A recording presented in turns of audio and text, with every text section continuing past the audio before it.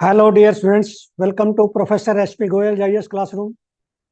प्यारे विद्यार्थियों, देखिए जो 2025 के लिए डिटरमाइंड है कि हमने प्रिलिमिनरी मेन और पर्सनल टेस्ट निकालना है और रैंक लेके आना है,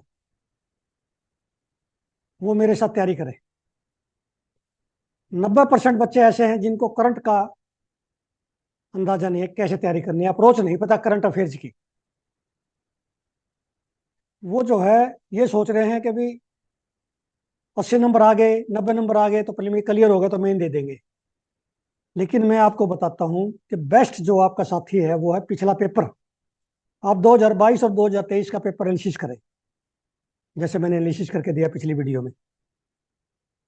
उसके हिसाब से यदि आप चलेंगे तो आपका 100% क्लियर हो जाएगा। 100% सेफ्टी है आपको। आपके 20-25 मार्क्स ज्यादा आएंगे। लेकिन पढ़े जा रहे हैं, एनालिसिस कर नहीं रहे। वो तो आप कितने साल पढ़ लो, 4-5 चांस भी जो है लेते हैं बच्चे, फेल हो जाते हैं प्रिलिमिनरी में। मैं किसी बच्चे को प्रिलिमिनरी में नहीं चाहता कि वो फेल हो जाए, चाहता और मेन में रैंक आए। मतलब पहली बार में कर लो आप, लबासना जाओ। क्यों बार बार हीट एंड ट्रायल पे चल रहे हो? करंट अफेयर का जो न्यूज़पेपर से एक एक क्वेश्चन जो है, मैं जैसे मैं फ्रेम कर रहा हूँ, क्राफ्ट कर रहा हूँ, स्ट्रक्चर कर रहा हूँ, वो देखो पहले आप। वो ऐसा लगेगा जैसे एग्जामिनर ने क्वेश्चन दिया है। तो जो बच्चे मेरे साथ जुड़े हुए हैं वो बार बार कह रहे हैं कि सर हमें ये क्वेश्चन कहीं नहीं मिले पूरे इंडिया में। रोजाना मैसेज आ रहे हैं कमेंट बॉक्स में कि ये क्वेश्चन नहीं है।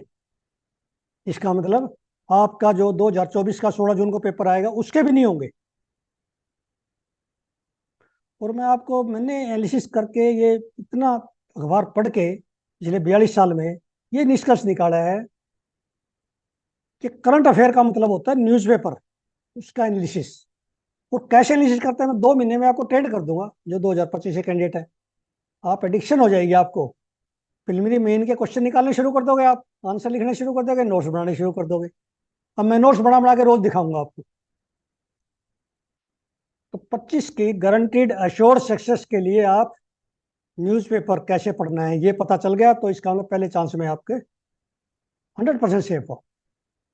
आज देखिए आप, जैसे मैं एनालिसिस करता हूँ ना दोनों न्यूज़पेपर का, द हिंदू और इंडियन एक्सप्रेस का, क्रिटिकल एनालिसिस जिसको कहते हैं, आप देखना क्या होता है क्रिटिकल एनालिसिस, और कैसे मैं क्वेश्चन निकालता हूँ और कैसे नोट्स बनाता हूँ। ये आपको कोई नहीं बता रहा। मैं भी आंख कान खुले रखता हूँ, रिसर्च करता हूँ रोजाना। इंडिया में कोई ऐसी वीडियो नहीं आ रही, कोई ऐसा मेंटरिंग नहीं हो रही आपको ये बता दे इस क्वेश्चन को इसमें न्यूज़पेपर में से ये पॉइंट निकालने, ये मैप निकालना है। और मुझे पूरी उम्मीद है कि जो मैं एक वीडियो लेके आता हूँ रोज, उसमें मुझे उम्मीद होती है कि एक क्वेश्चन जरूर आएगा 2 नंबर का, पक्का आएगा। चाहे वो पेयर में आ जाए, कैसे आ जाए, क्योंकि आपके पास 400 स्टेटमेंट आनी है। 400 में जो है एक क्वेश्चन में एक्सपेक्ट करो मेरा रोज आना चाहिए। ऐसे नोट्स बनाओ करंट के। देखिए आज जो है अर्थ डे है, वर्ल्ड अर्थ डे। इसका मतलब हुआ कि आज जो है जो क्वेश्चन आए हैं, 2-3 क्वेश्चन ऐसे जो आपके एग्जाम में आ सकते हैं, मेन में और प्रीलिमिनरी में भी मैंने निकाल दिए एडिटोरियल से और ओपिनियन पेज से। ये तरीका होता है। वुमेन्स डे है तो वुमेन पर मिलेंगे 2-3 अच्छे आर्टिकल, ये ध्यान रखा करो। एनवायरमेंट डे है, एनवायरमेंट में मिलेंगे। Empower the guardians of the earth, don't रोब देम, ये एडिटोरियल पे है, पेज पे है। अंडमान निकोबार आर्किपेलागो पे आर्टिकल आया है, बहुत अच्छा आर्टिकल है। इसमें जो डेवलपमेंट हो रही है, जो निकोबार प्रोजेक्ट है उसके बारे में बताया गया। अभी वहां पे जो है 10 लाख एवरग्रीन फॉरेस्ट ट्रीज काटे जाएंगे, 3 वाइल्ड लाइफ सेंचुरी बनाने जा रहे हैं। तो उसमें से मैंने क्वेश्चन निकाला है। पहले तो आपने ये देखना है, approximately 1200 southern Nicobarese in habit पटाई टोकारू। पटाई टोकारू कहाँ पे है? Great Nicobar island. पटाई भी लिटिल निकोबार आइलैंड, ये दोनों आपको याद होने चाहिए। पटाई टाकारू, पटाई टी भी, कि कहाँ पे है? एक ग्रेट निकोबार में और लिटिल निकोबार में, ये पूछते हैं वहां पे। इंपॉर्टेंट ये है। और मैंने भी इसमें से देखिए क्वेश्चन निकाला है। अब इसमें ये लिखा हुआ देखा आप देख पढ़ोगे, मैरो एंड मेंचल आइलैंड्स इन अंडमान निकोबार। यहाँ पे क्या है इन आइलैंड्स में मेगापोड बर्ड्स, एंडेमिक मेगापोड्स बर्ड्स हैं यहाँ पे और कहीं नहीं है, ये एंडेमिक है यहाँ पे, ये याद रखना आपने। और उसके बाद Meroe and Menchal islands have been selected for conservation reserve for coral reef and megapode birds. एक ये याद रखना है, इस बार ये क्वेश्चन आ सकता है, मैंने बहुत बार दे चुका हूं मैं। गैलेथिया बे, गैलेथिया बे आपने ढूंढनी है अंडमान में या निकोबार में। Galathea bay is nesting site of endangered leatherback sea turtle species. ये लेदरबैक सी टर्टल स्पीसीज इस बार आएगा आपके एग्जाम में, ये फ्रीक्वेंटली आता है न्यूज़पेपर में, इसके बारे में सब कुछ पढ़ लो आप, इसके कैरेक्टरिस्टिक एवरीथिंग। ये होता है मेंटरिंग। आपने जब ये पता चल गया, इसका ये भी पता होना चाहिए ये एंडेंजर्ड है या क्रिटिकल एंडेंजर्ड है, इसके क्या खासियत है, कैरेक्टरिस्टिक है, क्योंकि इस पे क्वेश्चन एक्सपेक्टेड बार बार आता है ये न्यूज़पेपर में। 3 wildlife sanctuaries are propose, एक कोरल सेंचुरी बनेगी मीरो आइलैंड में, मेगापोड सेंचुरी बनाने जा रहे हैं मेंचल आइलैंड में, और लेदरबैक टर्टल सेंचुरी बनाने जा रहे हैं लिटिल निकोबार आइलैंड में। ये मैंने इसमें से निकाले, इसमें से कम 6-7 स्टेटमेंट और निकलेंगे। शोम्पेन है, शोम्पेन जो है ये अपरूट हो जाएगी यदि ये प्रोजेक्ट आएगी तो। शोम्पेन पीवीटीजी है शोम्पेन। ये सारा पढ़ के इसमें से ऐसे नोट्स बना लो आप, जैसे मैं बनाता हूँ रोजाना। ये क्वेश्चन आएंगे, स्टैटिक में से नहीं आएगा कुछ भी, यहां से देता है एग्जामिनर। अभी the challenges of renewable energy itself जो है ये ओपिनियन पेज पे है, आप देखिए यही क्वेश्चन आएगा, चैलेंजेस क्या है रिन्यूएबल एनर्जी के, 10 नंबर का। और इसमें से लिखोगे तो 10 में से 7.5 आएंगे, और कहीं से लिखोगे 10 में से 4 या 5 आएंगे। मतलब हर क्वेश्चन में आपका स्कोप है करंट में 2 नंबर ज्यादा लेने का। जो टॉपर है उनके लिए बता रहा हूँ, जिनका रैंक फर्स्ट आना है, फर्स्ट 5 में आने। इसके नोट्स देखना मैंने कैसे बनाए हैं, इसमें से निकाल के आप भी पढ़ना इसको, फिर नोट्स देखना, ऐसे नोट्स बनाओ। Renewable energy and it's sources. Renewable energy is the energy derived from natural resources that are depleted at a higher rate than they are consumed। ये डेफिनेशन लिखनी है रिन्यूएबल एनर्जी की। फिर सनलाइट विंड्स आप सभी को पता है, रिप्लेस हो जाती है ये। फॉसिल फ्यूल नॉन रिन्यूएबल है, आप सभी को पता है। और फॉसिल फ्यूल जब हम जलाते हैं तो कार्बन डाइऑक्साइड और ग्रीन हाउस गैसेस एमिशन होता है। अब कॉमन सोर्सेज आपको पता होने चाहिए, solar, wind, geothermal, hydro power, ocean, bio energy. ये बायोमास से जो है बायो एनर्जी, बायोफ्यूल से। ये आपको 6 सोर्स याद होने चाहिए, इनकी एक लाइन हमेशा, कभी भी आ सकता है मेन में ये क्वेश्चन। सोर्सेज क्या है, सोर्सेज में आप लिखोगे ये, इनके जो अंदर जब लिखोगे ना बिल्कुल क्रिटिकल वर्ड्स लिखने हैं, तब मार्क्स देगा एग्जामिनर साथ, नहीं तो आपको 3 नंबर मिलेंगे इसमें से। सोलर पार्क क्या होता है, solar park it is a land dedicated to installation of solar panels or photovoltaic system with purpose of capturing solar radiation and transforming it into renewable electric energy। ये line नहीं लिखनी है याद करके। अब ये 2-3 बार मैं दे चुका हूँ, भादला सोलर पार्क जोधपुर में, ये बार बार पूछेंगे आपसे कहाँ पे है। फार्मर्स, इसके बनने से क्या हुआ, फार्मर्स लोस्ट शेकर्ड कॉमन लैंड, जिसको कहते हैं ऑरेंज कहते हैं वहां पे राजस्थान में, ऑरेंज शेकर्ड लैंड है उनकी, वो इनकी जो ना फार्मर्स की छीन ली गई, ये बता रहे हैं। Shrinking grazing land, grazing land कम होगी इसके लगने सोलर पार्क के बनने से। Forcing pastoralist to sell their livestock. Pavagada भी मैं बहुत बार दे चुका हूँ, पावागाडा सोलर पार्क कहाँ पे है, कर्नाटका, ये आएंगे इस बार। द पार्क नोन एज शक्ति स्थल इज लोकेटेड इन पावागाडा कर्नाटका। तो इसके 2000 मेगावाट का यहाँ पे फार्मर लगा। तो 2300 फार्मर जो है ने जमीन दिया लीज पे, यहाँ जमीन लीज पे ली गई है, दैट इज वेरी गुड। उन फार्मर को लीज पे पैसा मिलता रहेगा हर साल। अब चैलेंजेस क्या है, कुछ लिखे हैं मैंने, ये तो लिखने ही लिखने हैं, और जो मिलेंगे आपने वो भी लिखने हैं, जो न्यूज़पेपर में तो लिख दिया मैंने। हाई कॉस्ट, कॉस्ट ज्यादा आती है, infrastructure equipments, in unequal geographical adoption of renewable energy sources, grid reliability, regulations. उसके बाद आपने पढ़ा होगा उसमें, इसमें एग्जांपल देना है चैलेंजेस में। एनवायरमेंट कंजर्वेशन, जैसे जीआईबी का है, लेसर फ्लोरिकन का है, सुप्रीम कोर्ट में पिटीशन है, सुप्रीम कोर्ट ने हाई लेवल पैनल बनाया है कि ये डेवलपमेंट जो आप केबल जो है अंडरग्राउंड नहीं बिछाना चाहते, ट्रांसमिशन लाइन से जो हमारे ग्रेट इंडियन बस्टर्ड मर रहे हैं, लेसर फ्लोरिकन क्रिटिकल एंडेंजर्ड हो गए, इनको कैसे बचाया जाए, ये पैनल बना है। वो एग्जाम्पल आपको देना पड़ेगा जब भी रिन्यूएबल एनर्जी के चैलेंज लिखोगे मेन एग्जामिनेशन में या एसए में। अब इसमें बड़ी अच्छी सक्सेस स्टोरी है, ये आपको लिखनी पड़ेगी एग्जाम में मेन में।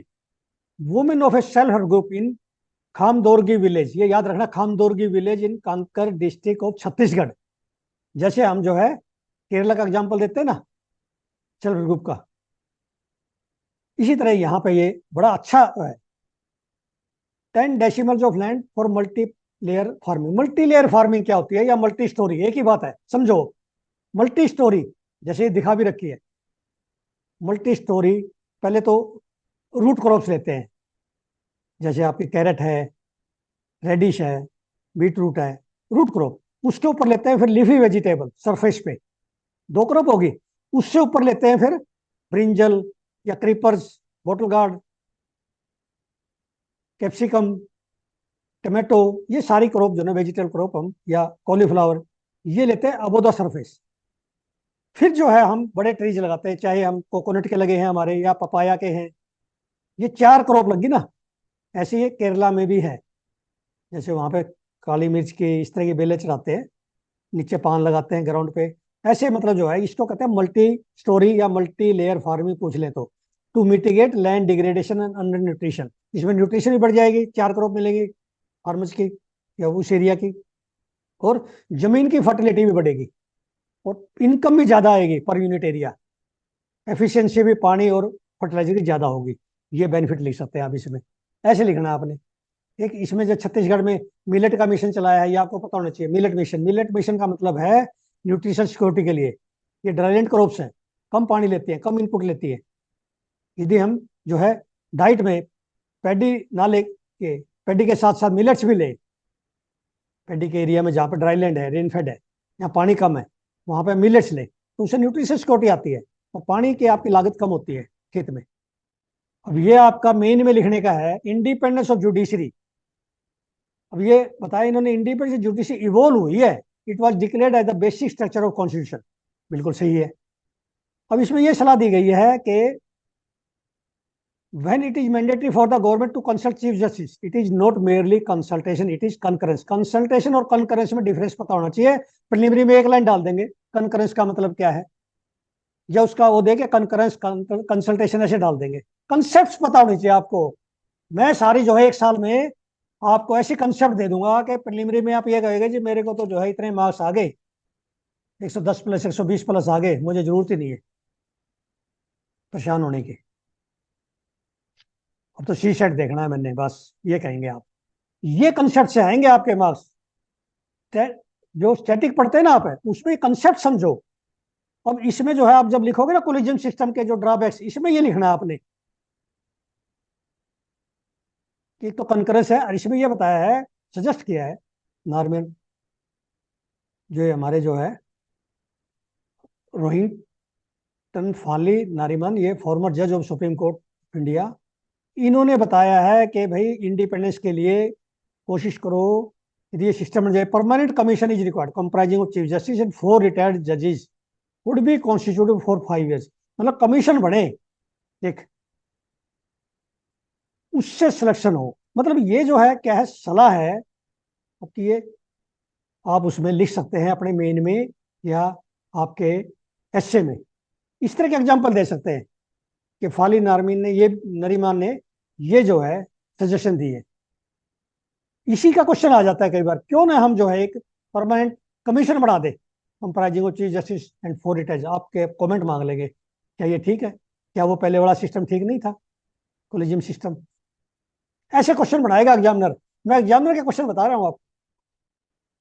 अब ये ministry of health and family welfare ने एक नई इशू किया गाइडलाइन, यूनिक आईडी होगी, जो ऑर्गन डोनेट करेगा और ऑर्गन ट्रांसप्लांट होगा, रिसिपिएंट का भी उनकी आईडी बनेगी। अब पता चल जाएगा अभी इस हॉस्पिटल में इस आईडी से ये ट्रांसप्लांट हुआ है।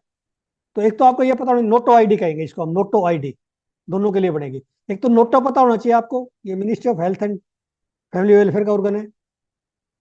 और दूसरा ये भी आपको लिखना पड़ेगा कहीं ना कहीं, कई साल से क्वेश्चन आया, इस पे आया नहीं। The transplantation of human organs and tissues act कोटा 1994, इसके क्या जो है ऑब्जेक्टिव है, क्या माल प्रैक्टिस हो रही है। कभी भी क्वेश्चन आ सकता है मेन में कि ऑर्गन ट्रांसप्लांट में ऐसा है, पाया गया है, जो फॉरेनर जाते हैं ना वहां पे जो है स्पूरियस प्रैक्टिस है, माल प्रैक्टिस है। तो आपको जस्टिफाई करना पड़ेगा इस आर्टिकल से और ये लिखना पड़ेगा कि अब आईडी बना दी है गवर्नमेंट ने, ये मैयर लिए हैं।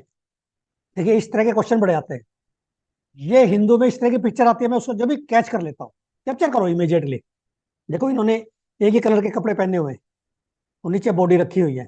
ये क्या दिखाना चाहते हैं? को क्लाइमेट एक्टिविस्ट का ग्रुप है, क्लाइमेट एक्टिविस्ट है, उसका नाम क्या है? Extinction rebellion and red rebel brigade hold a die in, एक प्रोसेसन दिखा रहे हैं डाई इन का, during the funeral funeral for nature, the funeral for nature. ये जो है एक प्रोसेसन निकाल रहे इस तरह का क्लाइमेट एक्टिविस्ट, और कहाँ पे? बोस्टन में, यूएसए में। ये और इस तरह के जो है साइमल्टेनियसली ऐसे सेम टाइम पर निकाले गए हैं यूके में, ऑस्ट्रेलिया में, स्वीडन में, पुर्तगाल में।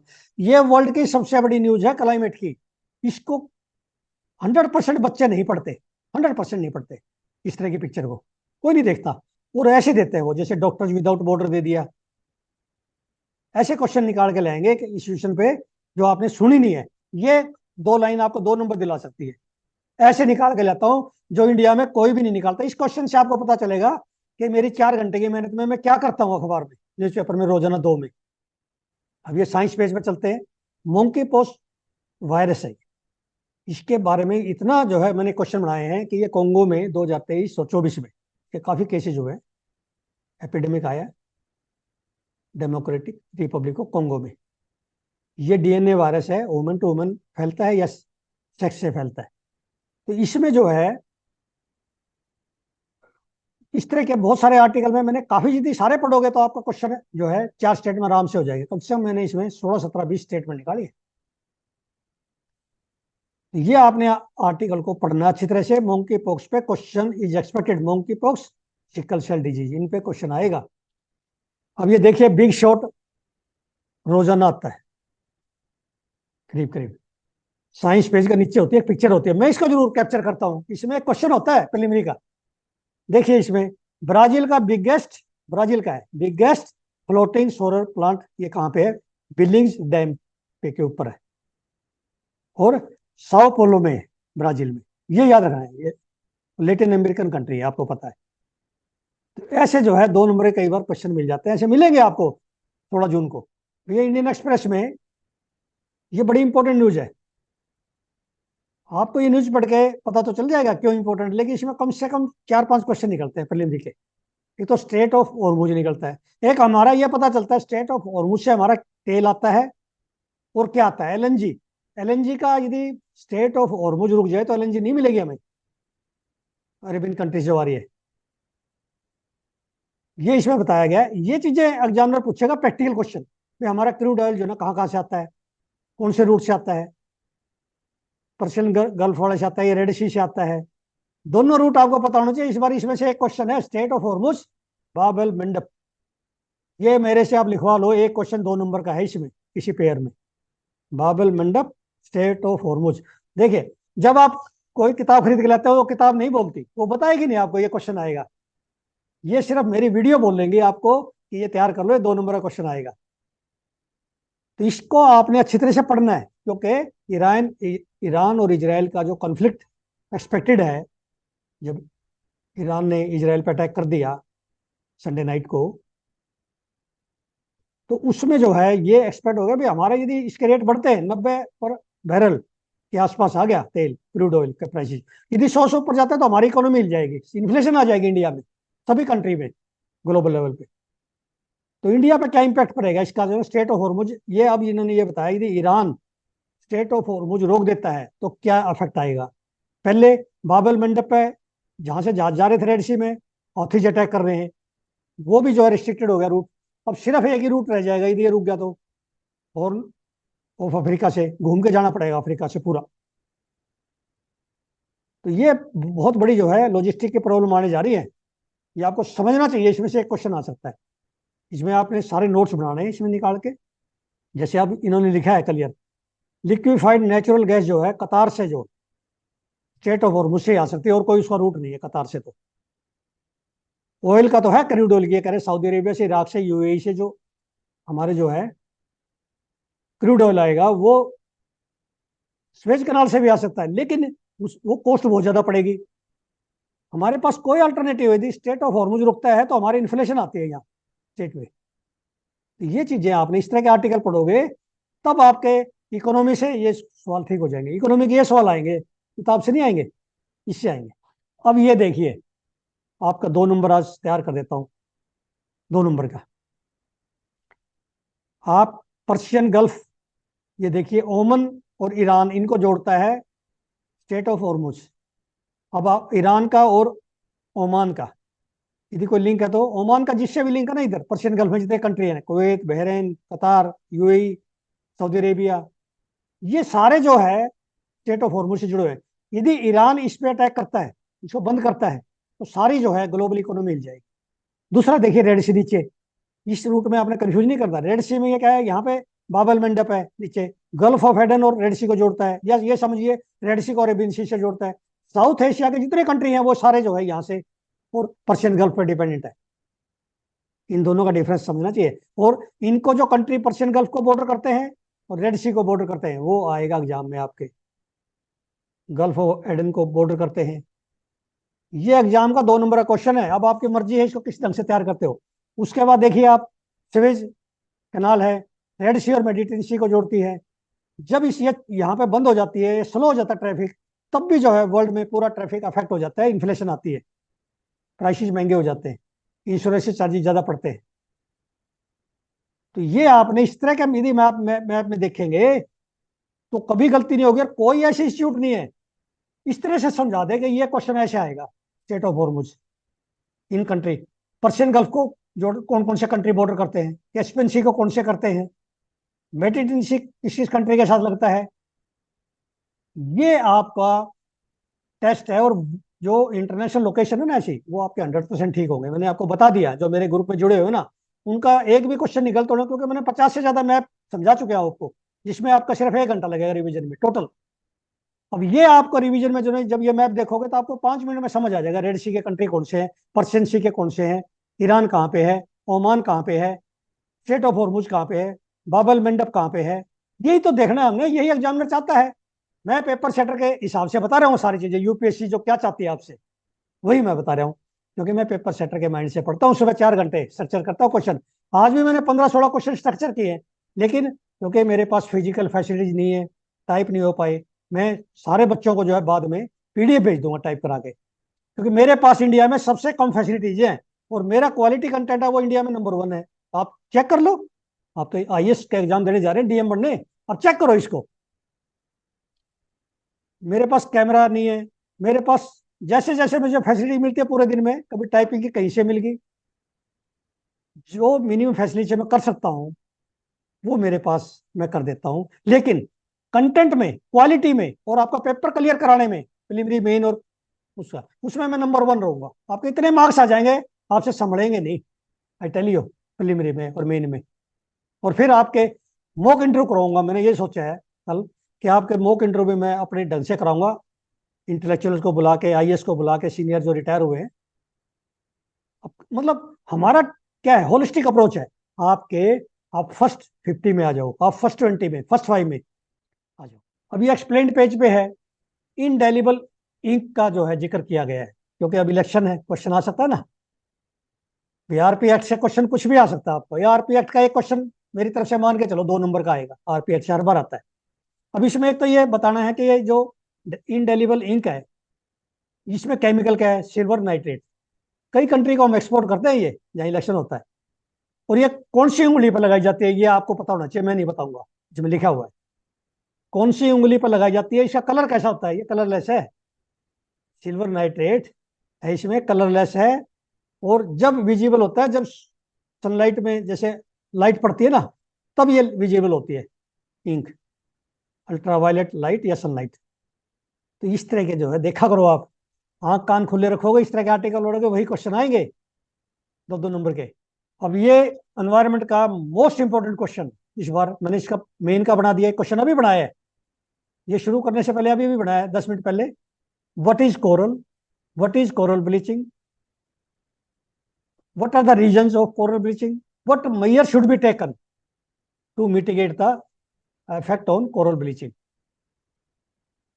ये क्वेश्चन मैंने बना दिया, ये क्वेश्चन कभी भी आ सकता है आपका 15 नंबर का। अब कोरल क्या होता है, ब्लीचिंग कैसे होती है, क्या कोरल ब्लीचिंग है? कोरल ब्लीचिंग क्या है? जब ये एल्गी को हटा देगी हाई टेम्परेचर पे, जैसे सरफेस टेम्परेचर बढ़ता है ना, ओशन का टेम्परेचर बढ़ता है ग्लोबल वार्मिंग से 1 डिग्री भी बढ़ जाए, तो क्या करेगी, ये जो कोरल है ये उसको निकाल देंगे, एल्गी को। एल्गी क्या करती है, फोटोसिंथेसिस करती है तो इसको ऑक्सीजन देती है, जब वो ऑक्सीजन छोड़ती है तो ये लेते हैं, ठीक है ना। तो ये जो है जू जेंथली नाम है एल्गी का, वो सिम्बायोटिक रिलेशनशिप है। जब ये वो निकल गई तो इसकी ग्रीन खत्म हो जाएगा, ब्लीचिंग हो जाएगी। अब देखिए आगे मैंने बनाए हैं, इसमें नोट्स बनाए हैं आप, notes. What are corals? Corals are animals which are sessile, meaning they permanently attach themselves to the ocean floor. They are invertebrate, ये नहीं हम ध्यान देते, वर्टिब्रेट और इनवर्टिब्रेट डिफरेंस कई बार नहीं कर पाते, हमें सारे पता होना चाहिए और एनिमल्स का, वर्टिब्रेट कौन से हैं, इनवर्टिब्रेट कौन से हैं, समझ गए। निडेरिया, लार्ज ग्रुप, निडेरिया भी कहते हैं, तो ये कॉलोनी में रहते हैं, कॉलोनी में, ग्रुप में रहते हैं, तो इसको कहते हैं कॉलोनी। कोरल रीफ क्या होता है? इस ग्रुप कोरल्स ग्रोइंग टुगेदर, उन्हें हार्ड सरफेस पे जैसे ग्रो करेगा तो कोरल रीफ है। लाइमस्टोन के होते हैं, कैल्शियम कार्बोनेट के, समझ गए ना। तो इसमें ये 3 तरह के हैं, fringing reef, barrier reef, atolls. ये तीनों जो है शंकर आईएएस की एनवायरमेंट किताब है ना, उसमें तीनों के एग्जाम्पल दे रखे हैं। अंडमान में कौन सा है, लक्षद्वीप में कौन सा है, मन्नार में कौन सा है, गल्फ मन्नार में, ये तीनों को याद करो आप, एग्जाम्पल कहाँ का कौन सा है, या दोनों को मार लिया, फ्रिंजिंग और बैरियर इकट्ठे कहीं हैं, वो आएगा क्वेश्चन कभी भी। वो मैंने जो ना क्वेश्चन आपका एमसीक्यू में भी डाला है, स्टैटिक में, जब मैंने 153 क्वेश्चन एनवायरमेंट के ऐसे दिए हैं जो आपके पास है ही नहीं, सिंपल।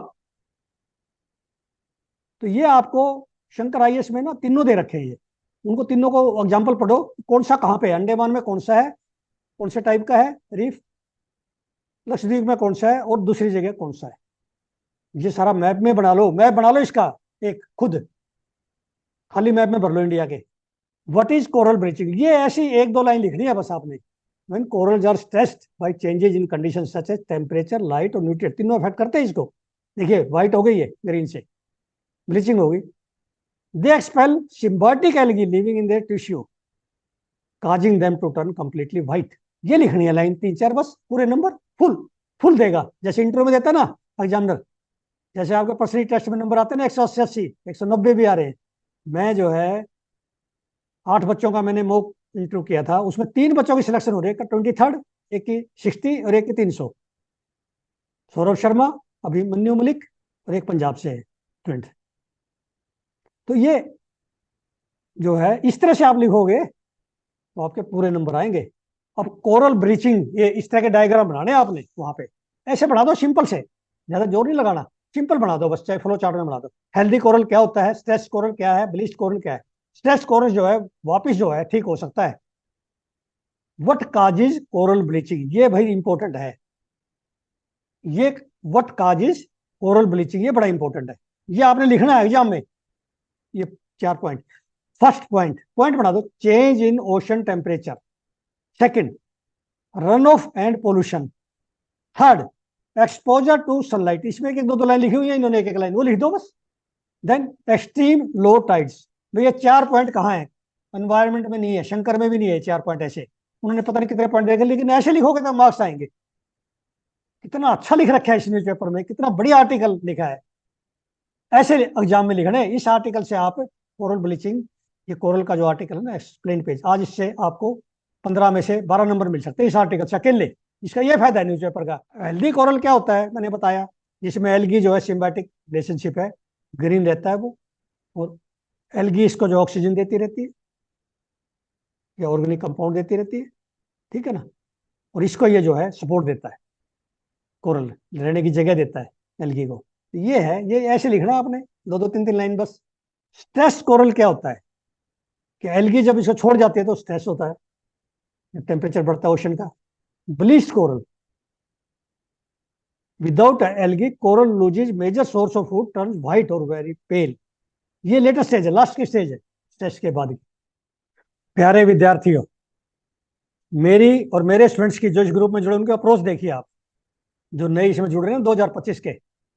मैं क्या करता हूँ रोजाना, जैसे रोजाना बताता हूँ, इस तरह की जो है ये कॉपी 300 पेज की कॉपी है। देखिए ये रोजाना ऐसे जो है मैं, आज के भी देखिए आप ऐसे क्वेश्चन लिखे, 15-20 क्वेश्चन ऐसे रोज लिखता हूँ 5-6 पेज में, और ये 300 पेज मेरे भर जाते हैं एक महीने में। एक महीने में मेरी जो है ये कॉपी भर जाती है।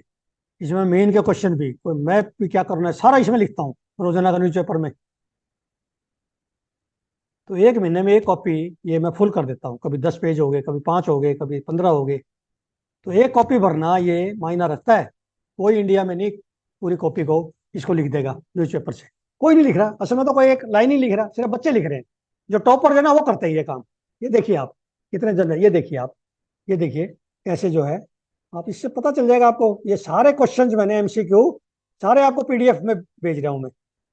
जितने जो है 16 जून को बैठेंगे ना एग्जाम में, उनको सारों को जो ना ये पीडीएफ जा रही है, अप्रैल के सारे भेज दिए मैंने। और 1 मई 2023 से मैं सारे भेज चुका हूँ। स्टैटिक के मैंने बहुत सारे 200 और 300 तो मैंने एनवायरमेंट के भेजे हैं। वो क्वेश्चन जो आपके डेस्क पे नहीं है, मैंने कल भी बताया था ये बात। आपकी डेस्क पे 25-30 मटेरियल है ही नहीं, 25-30% क्वेश्चन, तो क्वेश्चन ही नहीं है आपके पास। प्रीलिम में पास कैसे हो गए? प्रीलिम्स में भाई जब क्वेश्चन नहीं होंगे, आपने पढ़ दिया 4,000 पेज, क्वेश्चन एक भी नहीं है उसमें, आपकी अप्रोच गलत है।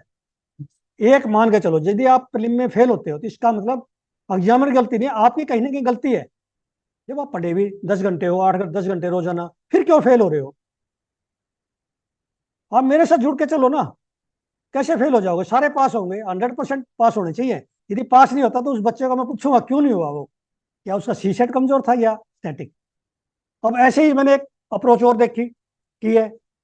ये किताब है, जैसे 1600 पेज की किताब है, ये गवर्नमेंट पब्लिकेशन है, आईसीआर का बेस्ट किताब है। इसमें एग्रीकल्चर के सारे बेसिक क्वेश्चन है जो एक 10वीं के बच्चे को पता होना चाहिए। अब आप कहेंगे कि सर ये 1600 पेज कैसे पढ़ेंगे? आपने नहीं पढ़ने ना, आपने खरीदनी, मैंने खरीद ली इसको। मैं इसमें से जो है 20-25-50 पेज ऐसे निकालूंगा जो प्रिलिमिनरी मेन में आपके, मेन में तो आपके 35 नंबर आ जाए 50 में से, एग्रीकल्चर में जो क्वेश्चन आते हैं 4-5, और प्रिलिम में 5-6 क्वेश्चन आएंगे तो सारे ठीक हो। मैं कंसाइज फॉर्म में आपको ऐसा कर दूंगा, आप 1 घंटे में इसकी तैयारी कर देंगे। मैंने दिए हैं, आप देखो, एक वीडियो देख नहीं रहे आप मेरी स्प्रिंट वीडियो आ रही है, 5 क्वेश्चन रोज नहीं देख रहे। मेरे एग्रीकल्चर के आ रहे हैं, दिए मैंने 10 क्वेश्चन, 200-300 बच्चों ने देखी है भाई, 10 लाख बच्चे हैं, इसलिए तो फेल होते हैं प्रीलिम में। जब तक आप मेरी वीडियो ने, you can not afford to miss my videos, my questions. यदि आपने शॉर्टकट चलना है तो पहले चांस में प्रीलिम करना है और मेन करना है। एक ऐसे नहीं आया मैं, 42 साल का एक्सपीरियंस जो है ना, छोटा मोटा एक्सपीरियंस नहीं है। कोई नहीं है आपका पूरे इंडिया में जो इस एज में आपको इस तरह से क्वेश्चन लिख के दे दे, एमसीक्यूज, वो समझा दे, स्किल बता दे एनालिसिस की, कि ये ऐसे एग्जामिनर के माइंडसेट से चलो, उसकी वेवलेंथ मिलाओ। आप यूपीएससी के हिसाब से क्यों नहीं चल रहे? आपके 110 प्लस आएंगे जिस दिन आपने ये समझ लिया मेरी बात। तो आप ज्यादा से ज्यादा इस वीडियो को शेयर करें, सब्सक्राइब करें, ताकि रोजाना आपको ये इन्फॉर्मेशन मिलती रहे। ये इन्फॉर्मेशन नहीं है कहीं पे भी। Thank you very much.